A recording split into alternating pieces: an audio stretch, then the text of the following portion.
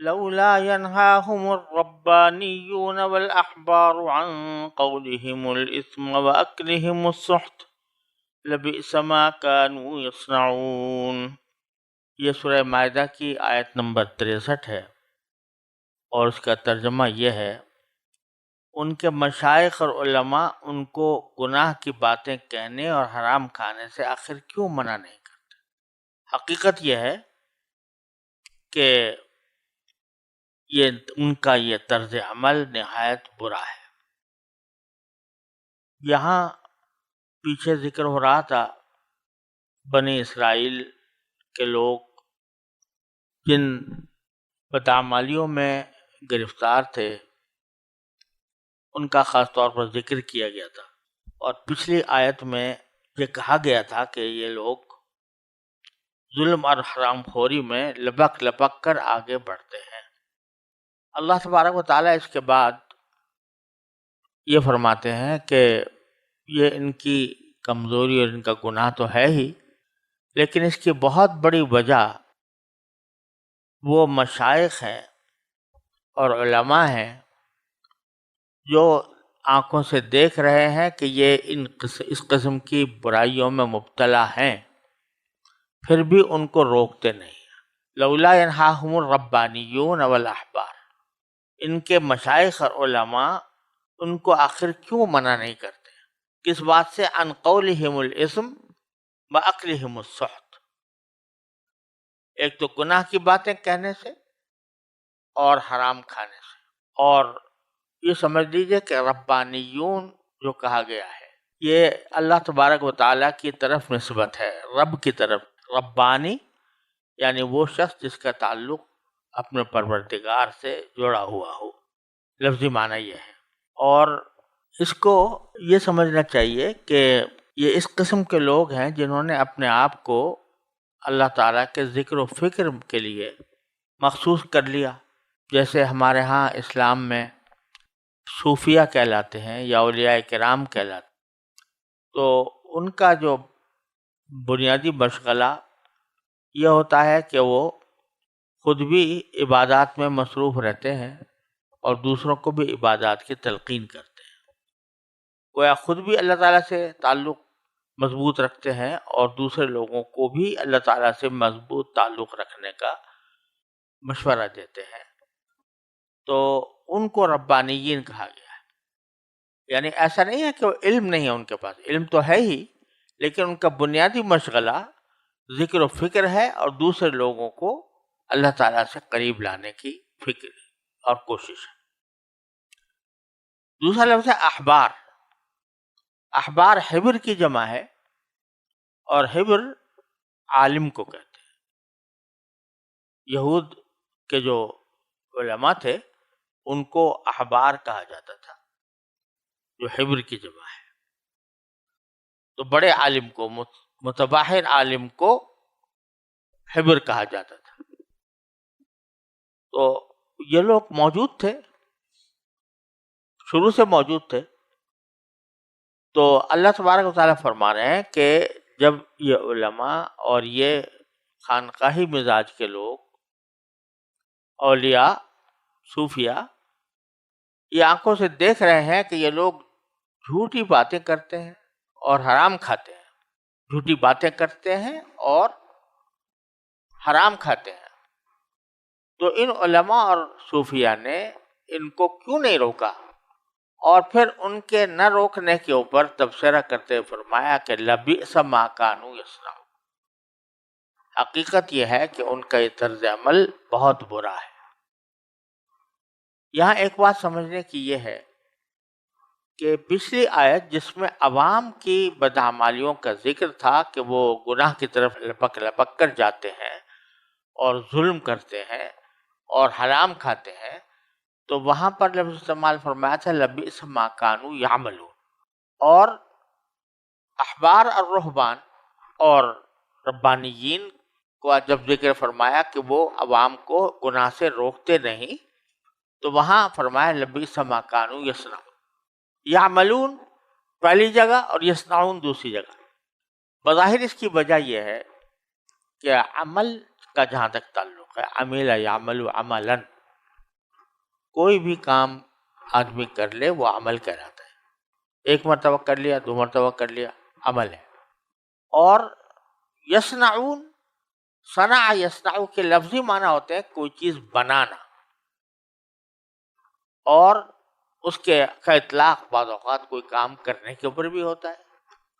لیکن ایسا کام جو ایک مرتبہ کر کے چھوڑ دیا وہ اس میں داخل نہیں.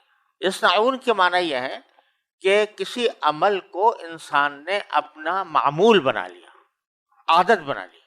تو اس لیے یہاں پر یہ لفظ استعمال فرمایا گیا لبئس ما کانوا یصنعون. اسی لیے ہم نے ترجمے میں جہاں پچھلی آیت کا ترجمہ کیا تھا لبئس ما کانوا یعملون، تو ہم نے یہ کہا تھا کہ سچ تو یہ ہے کہ جو حرکتیں یہ کرتے ہیں وہ نہایت بری ہیں.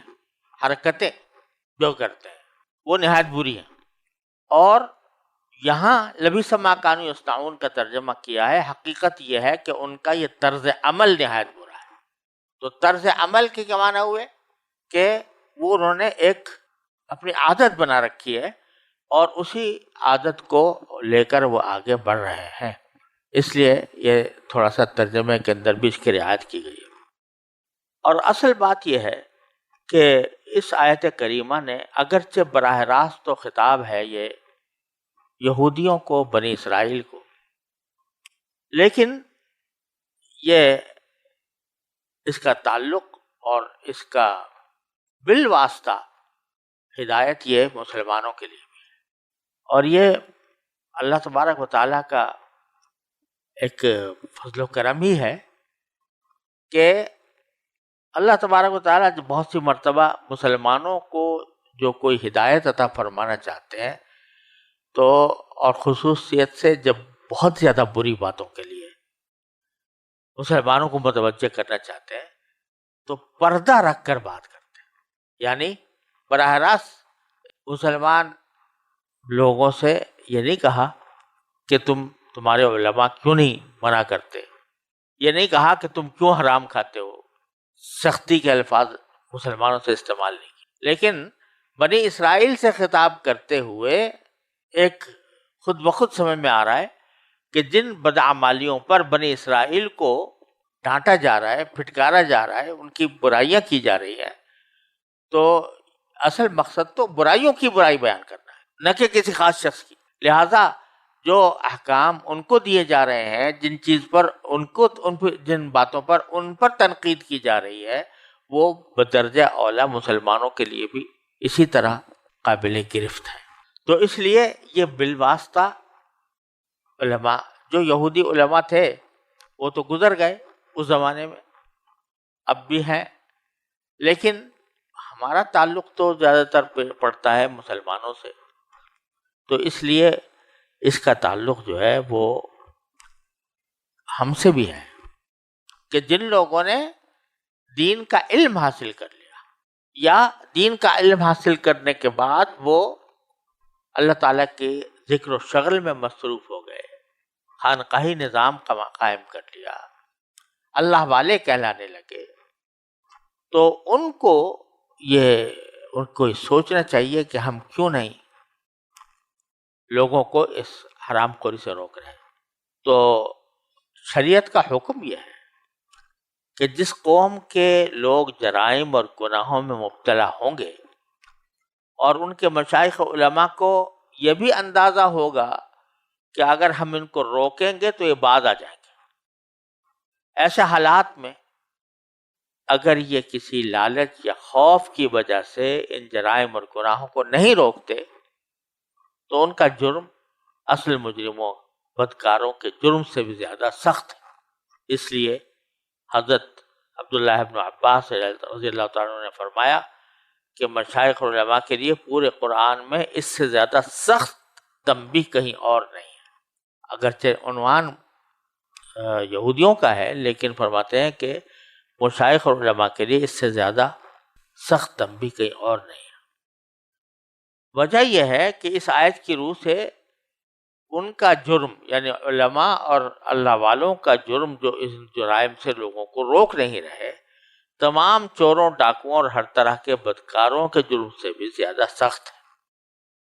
لیکن یہ ظاہر ہے کہ یہ اسی وقت ہے جب کہ علماء اگر اس بات کی توقع رکھتے ہوں کہ اگر ہم بتائیں گے تو یہ لوگ باز آ جائیں گے، اور اس صورت میں چاہے لوگ ہمیں برا بھلا کہیں تو لیکن ہم ان کو سمجھائیں گے، ان میں سے کچھ اللہ کے بندے اگر تسلیم کر لیں تو ٹھیک ہے، اور اگر یہ خیال ہو کہ ان میں سے ان کو ماننا نہیں ہے، یہ طے شدہ بات ہے کہ ہم ان کو سمجھائیں گے تب بھی یہ باز نہیں آئیں گے، تو اس صورت میں واجب تو نہیں رہتا بتانا، لیکن افضل اور اعلیٰ پھر بھی ہے کہ آدمی پھر بھی بتاتا رہے، کیا پتہ اللہ تبارک و تعالیٰ کسی وقت کسی کو ہدایت کا ذریعہ بنا دے۔ اور یہی در حقیقت امت کی اصلاح کا طریقہ تھا، ہے اور رہے گا، کیونکہ اللہ تبارک و تعالیٰ نے جب کسی کو علم عطا فرمایا یا اپنے ساتھ تعلق مضبوط کر لیا تو وہ صرف اپنے لیے نہیں جیتا،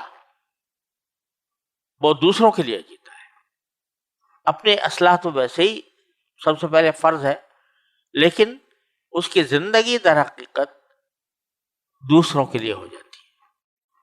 وہ اللہ والا تبھی بنتا ہے جب اللہ کی مخلوق کی فکر اس کے دل میں ہو۔ تو اسی لیے اگر کوئی آدمی کوئی گناہ کر رہا ہے اور لوگ اس کی پیروی میں گناہوں کی عادت میں پڑے ہوئے ہیں تو اللہ والوں کو اور علماء کو چین نہیں آنی چاہیے کہ اس وقت تک جب تک کہ اس گناہ سے لوگوں کو روکنے کا فریضہ انجام نہ دے دیں۔ نبی کریم صلی اللہ علیہ وسلم کا حال تو قرآن کریم نے بتایا، لعلک باخع نفسک الا یکونوا مؤمنین، کیا آپ اپنی جان کو ہلاک کر ڈالیں گے اس واسطے کہ لوگ ان کے درد میں کہ یہ ایمان نہیں لا رہے؟ تو اس درجہ، تو یہ درجہ تو پیغمبر کا ہے کہ وہ اتنا افسوس اور رنج کرتے ہیں اپنے عوام کو دیکھ کر کہ ایسا لگتا ہے کہ اپنی جان کو ہلاک کر ڈالیں گے۔ اگر وہ نہیں ہے تو کم از کم اتنی طلب تو ہونی چاہیے اہل علم میں اور اہل دین میں اور اولیاء اور صوفیاء میں، خانقاہ والوں میں، کہ ساری دنیا کو جب دیکھ رہے ہیں اگر غلط راستے پر جا رہی ہے تو اس پر ان کو کم از کم رنج تو ہو۔ قرآن کریم میں جیسے احکام آئے ہیں اس کی روشنی میں رسول کریم صلی اللہ علیہ وسلم نے ارشاد فرمایا کہ جب کوئی شخص کوئی منکر دیکھے، کوئی برائی دیکھے، تو اگر ہاتھ سے روک سکتا ہے تو ہاتھ سے روک دے، اگر ہاتھ سے نہیں روک سکتا زبان سے روک سکتا ہے زبان سے روک دے، اور اگر زبان سے بھی نہیں روک سکتا تو پھر کم از کم دل سے تو اس کو برا سمجھے۔ اور عجیب بات یہ ہے یہاں پر جو الفاظ آئے ہیں حدیث میں وہ یہ ہیں کہ من رأى منکم منکرا فلیغیرہ بیدہ، جو کوئی منکر کو دیکھے، برائی دیکھے تو اس کو اپنے ہاتھ سے تغییر کر، اس کو بدل دے۔ ومن فإن لم يستطع فبلسانہ، اگر ہاتھ سے بدلنے پر قدرت نہیں ہے تو کم از کم زبان سے بدلے، زبان سے تاکید کرے، لو برائی کرنے والے کو کوئی سے باز آ جاؤ۔ وإن لم يستطع فبقلبہ، اور اگر وہ اس کی بھی طاقت رکھتا ہو تو دل سے بدل دے۔ بقلبہ کا تعلق اسی سے ہے، فلیغیرہ، تو دل سے بدل دے۔ عام طور سے ہم ترجمہ یہ کرتے ہیں کہ وہ دل سے اس کو برا سمجھے، تو ایک نیا فعل معذوف نکالتے ہیں وہاں پر کہ نیا فعل ہے کہ بھئی اپنے دل سے برا سمجھے، ہے تو یہی بات، لیکن جو لفظ استعمال ہوا تغییر ہے کہ دل سے بدل دے۔ کیا مطلب؟ کہ فی الحال تو دل سے برا سمجھتا رہے، اس کی گھٹن اس کی دل میں اتنی پیدا ہو جائے اور اس کا جو فکر ہے وہ اتنی غالب ہو جائے دل کے اوپر کہ ایک وقت ایسا آئے کہ یہ قلب کی گھٹن حالات کو تبدیل کرنے پر آمادہ کر دے۔ جب گھٹن پیدا ہوتی ہے، کسی غم پیدا ہوتا ہے، صدمہ ہوتا ہے کہ کیا ہو رہا ہے، تو وہ بڑھتا جاتا ہے، آدمی کو نیند نہیں آتی، آدمی کو چین نہیں آتا، اور اس کے نتیجے میں پھر وہ کوئی نہ کوئی ایسی کارروائی کرنے پر مجبور ہو جاتا ہے، وہ دل اس کو مجبور کر دیتا ہے کہ جو بدلنے کے اوپر آمادہ کرتے ہیں، زبان سے یا ہاتھ سے۔ جب البتہ ہاتھ سے بدلنے کا جو حکم ہے وہ صاحب اقتدار کو ہے، جس کا کہیں اقتدار ہو. جیسے ایک انسان کو اپنے گھر پر اقتدار حاصل ہے تو اس کا یہ فریضہ ہے کہ اگر کوئی برائی دیکھ رہا ہے ہاتھ سے ختم کر دے. اور اسی طرح کوئی شخص جو ہے وہ اگر کسی ادارے کا سربراہ ہے تو ادارے کے اندر اس کو اقتدار حاصل ہے، وہاں کوئی منکر ہو رہا ہے، کوئی برائی ہو رہی ہے تو اس کا فرض ہے کہ ہاتھ سے. کوئی شخص کسی ملک کا سربراہ ہے تو اس کا اقتدار پورے ملک کے اوپر ہے، تو وہاں اس کا فریضہ ہے کہ وہ اپنے ہاتھ سے اور جس کے اندر طاقت نہیں ہے تو وہ کم از کم زبان سے کہے، کم سے کم دل سے برا سمجھے، اور دل سے اتنا برا سمجھے کہ بالآخر جا کر وہ حالات کی تبدیلی پر منتج ہو جائے. تو یہ اللہ تبارک و تعالیٰ کا ارشاد ہے. اس ارشاد کے نتیجے میں بات روئے سخن تو ہے یہودیوں کی طرف، لیکن در حقیقت تعلیم ہم سب کو دی جا رہی ہے کہ ان باتوں سے پرہیز کرو. اور جیسا کہ فارسی کا ایک شعر ہے کہ گفت آیت در حدیث دیگراں، کہ بڑی اچھی بات وہ ہوتی ہے کہ جو مخاطب سے براہ راست کہنے کے بجائے دوسروں کی گفت بات کرتے ہوئے اشارہ دے دیا جائے. تو یہاں پر بھی ایسا ہی ہے. اللہ تبارک و تعالی ہم سب کو اس پر عمل کرنے کی توفیق عطا فرمائے.